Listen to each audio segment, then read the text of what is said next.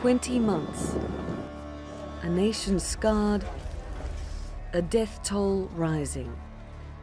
And for those still living amid one of Yemen's worst conflicts in modern history, scavenging for survival has become a daily burden. Yemen was one of the poorest nations in the region even before the conflict began. The cost of this war has been high. The UN says at least 10,000 people have died and about 37,000 have been wounded. Around 3 million Yemenis have been displaced, and 80% of the population now relies on humanitarian assistance. But Yemen's youth appear to be paying the highest price, when even finding the energy to cry is too much. More than 1.5 million children are acutely malnourished. These are the figures confronting the warring parties, and they're likely to escalate while peace remains a distant prospect.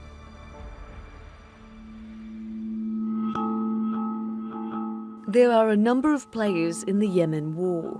There are the Shia Houthis, who forced the government of President Abd Rabbu Mansur Hadi into exile.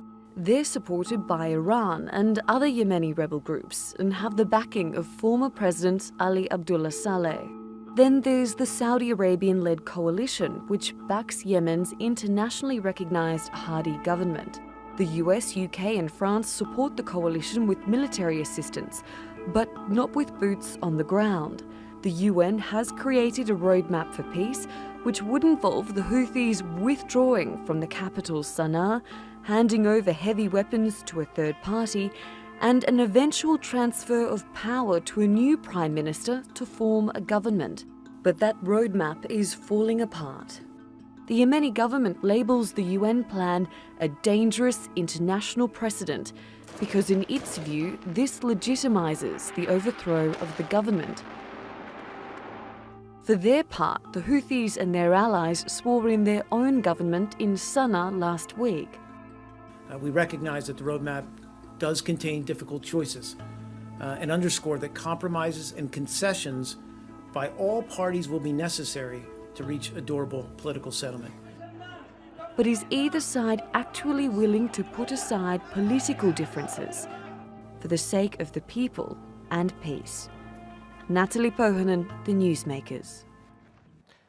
Well, joining me from London is Safa Al Ahmed. She's a journalist and filmmaker who's covered the Arab Spring and the conflict from inside Yemen. And from Riyadh, Saudi affairs expert Ahmed Alibrahim. Thanks both of you for joining us. Safa, let me start with you. Why haven't we seen a peace deal yet in Yemen?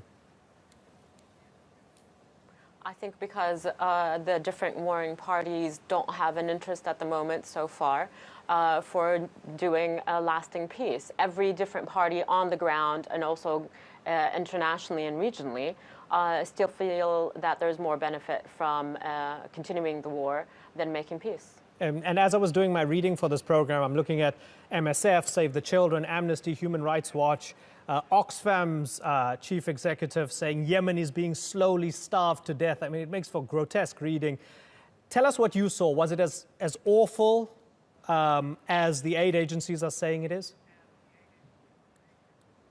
I think what the aid agencies are saying is just touching the surface, sadly, of how bad the situation is in Yemen. I mean, I've been covering Yemen for years, even before the war started, and everybody described Yemen as on the brink, one of the poorest countries in the region.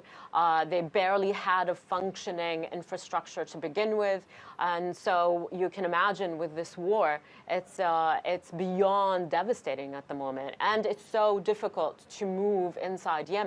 So the organizations and the UN and Oxfam and all the others have even more limited access to regions in Yemen that are not central. So I imagine we are just we are just at the very surface of how bad the situation really is. And it's not just the lack of access to food, because now with the moving of the central bank and the crisis financially inside the country, so there is not even access to cash. They can't even find cash in Yemen right now. And so the situation is dire on so many different levels. I can't even imagine how people are surviving right now. Ahmed, what do you think of the UN peace plan, and why did the Yemeni government reject it?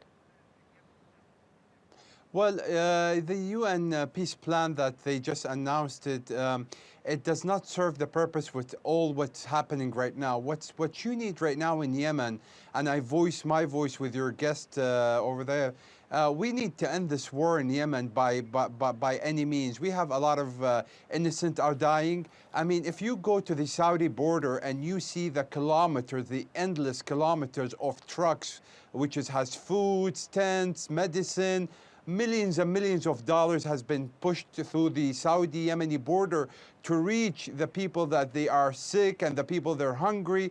But unfortunately, the Houthis and Ali Abdullah Saleh is not allowing these people to have access to it, and they're spreading their militia. Listen, you have Saudi Arabia over here every morning that they come through the round table with the coalition. They discuss the targets of those civilians people, or the, not to target them, and to make sure that they have good escapes if they want to travel from city to city.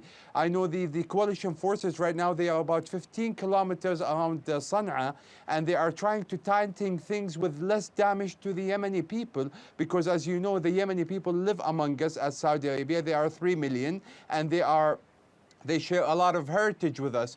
So anything that the led coalition forces by Saudi Arabia does not accept that, because the legitimacy of the Yemeni government is not served. And we cannot have a border with Yemen that's going to be invulnerable for us. We have to make it a safe border. This is the mandate that the current Yemeni government has given the coalition forces. Sorry to interrupt you, but I mean, you talk about legitimacy, right? You don't sign peace deals with people you generally deem legitimate. You sign peace deals with people you're at war with, people you don't like. So isn't President Hadi and aren't the Saudis and President Hadi being difficult here because you don't like those guys? The Houthis, yes, they've committed crimes, but you have to start somewhere. Doesn't it go nowhere if you say, I don't recognize the legitimacy of the other side? Listen, Saudi Arabia is not being difficult with the coalition. We just want to reach the preliminarily bold points in order for everybody to live peace. If I ask the Houthis to turn in their weapons and to be a part of the political parties in Yemen, I think I'm coming so much to them and I'm accepting them in their part. But if they want to keep their weapons and they want to keep their missiles and they want to become another Hezbollah in Yemen, I'm sorry, I'm as Saudi Arabia, I cannot have this on my border. However, Saudi Arabia is trying day and night to get with them. They are trying day and night to put people like Oman, to put other countries. But those Houthis, they are fighting a proxy war on behalf of Iran. Okay, if you want to solve this and you want to solve all the children, get somebody from Iran to stop this war. Let me bring Safa in here. Safa, Ahmed sees the root of the problems with the Houthis and former leader Ali Abdullah Saleh. To what extent is he right? I mean, there are different levels of this conflict. Definitely there is a local element to this, which is the Houthis and Ali Saleh and their local civil war that's going on. But also Saudi Arabia is part and parcel of this problem as well. I mean, defending Saudi Arabia and saying that they are trying to protect the Yemeni civilians, I think is very problematic. I mean, human rights organizations have proven time and time again that the Saudis are also violating international law by targeting hospitals, by targeting schools, by targeting weddings. And so just calling on the Houthis as if they're the only problem, I think is not true. And that is part of why there is no peace right now, because the Saudis don't want to see why they are also part of the problem. And so it's denial, and that goes nowhere. The Houthis are responsible for violations on the ground. Ali Saleh is, but so are the Saudis. What? This is inaccurate because what you're just saying. Yeah, Saudi it is Arabia accurate. is not and a you denying country it that is doesn't make it founded. any different. No, it's not no. Saudi Arabia wasn't founded to kill innocent people. We always help people. We always push money to countries in order to help their citizens. But Ahmed, I'm not gonna. it's already I'm not proven gonna have by somebody putting multiple missiles human rights on. organizations. It's not You're proven. We just denying got it doesn't acquitted help by anything. two agencies. It doesn't matter. They It actually doesn't matter acquitted what Saudi you say. Arabia. It Please is get Let your me ask facts Ahmed. right. Ahmed, Get let's your take one facts. example, It doesn't if you matter. don't mind. I hate killing innocent Sure. people. Ahmed, but the fact is, let me take one example. UN acquitted Saudi Arabia on 2 events, and one it was by mistake. Ahmed, But are you this is talking not for my problem. yourself, The or are Houthis you gonna have representative of the missiles Saudi on top of government? We're all mosques, talking on right top now, of- so on top I don't of think the audience or can on hear top of a anything. school. Sure. Ahmed, let me come in for a second. Let me take one example. And I think this is important to sort of clarify these things because there was an incident in August where the MSF hospital was bombed. Even the United States had condemned it. They said the State Department spokesman condemned it, Elizabeth Trudeau. So the United States recognized that the Saudis had bombed the Doctors Without Borders hospital and killed innocent civilians. I know you're going to say this was definitely not on purpose. But do you agree that mistakes were made and innocent civilians were killed and that Saudi Arabia has to take responsibility for those mistakes?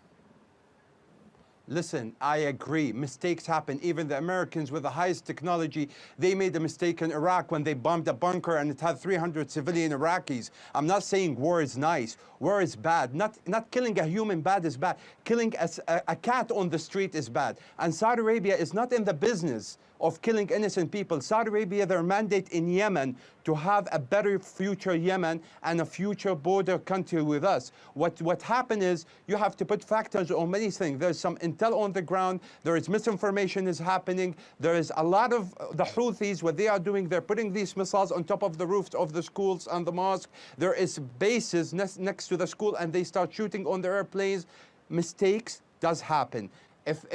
But there's no question that we cannot negotiate on killing innocent souls. But again, those Houthis is the head of the snake. Iran is putting these Houthis. They are using the same tactics that Hezbollah used with Lebanon against Israel.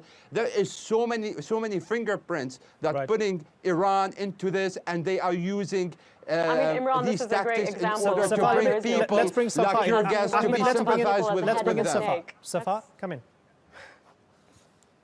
I mean, calling people the head of a snake, I mean, that's a great example of why there is no real peace in Yemen right now. I think it's not conducive That's irrelevant. to respecting the other side. No, that's not irrelevant. That just goes to show you how you're thinking of the other side and how you talk about them. There's no defense of what the Houthis are doing on the ground or Ali Saleh, but there's no defense of human rights violations that the Saudi coalition has committed on the ground as well. So I don't know if you're a representative of the Saudi government or not, so I don't know on what basis we're talking here. I'm not. So there's a problem here. We're talking about real violations on the ground. If you want to have peace with the Houthis, problem is I'm talking about war facts. an entire population. I'm giving you facts. So wait for me to finish. I let you finish. You let me finish. Waging war an entire population that's near the brink of starvation does not help anyone, and you're creating more enemies by people seeing you as the people who are waging war in an entire country. So if we're going to be realistic about having a lasting peace with a neighbor that's not going anywhere, then calling people heads of snakes is not healthy or conducive to that, frankly. Ahmed? Okay, so we give your friends in the south of Yemen, Houthis or Al Abdullah Saleh since 2009, and we were protecting our borders. Are you suggesting we should wait until Iran and their troops with the Houthis and Ali Abdullah Saleh march into Saudi Arabia and we do then defeat them inside the lands of Saudi Arabia? Listen, I agree with you. Humans should not be touched. Saudi officials with the coalition every day, they sit around table just discussing civilian targets. They get the toppest of the American intelligence satellites to identify these targets. The United States of America technology is present in the war of Yemen. America is giving us all these coordination and GPS location, and we target it based on that. So we are not in the business of killing people. You made your point, Ahmed, you made it well. We are out of time. I want one final thought from Safa. Safa, Ahmed talks about the Houthis, backed by Iran, being a national security threat to Saudi Arabia, and this is why they're in it for the long haul. To what extent is that true? Do you think that is a real and tangible fear, Safa? I don't think it is, and the Saudis have failed to prove that tangibly. The involvement of the Saudis in Yemen is much heavier, much obvious than the Iranians. I think what's going on now with this war is that they are increasing the possibility of that involvement of the Iranians. But look, we're almost 2 years into this war, and they are nowhere nearer to Sana'a. It's been like over 6 months, and every day they claim that they're on the doorsteps of Sana'a. What they have achieved with this war is that they've killed more and more civilians. And I don't think that's a viable goal for this. If you think you want to have peace on your borders, then this is not the way to go about it. Okay, Safa and Ahmed, it is a horrible situation in Yemen. More than 10,000 dead, 20 million without sanitation, 3.3 million internally displaced. I think we can all agree that this war has to stop. How it does is up to debate.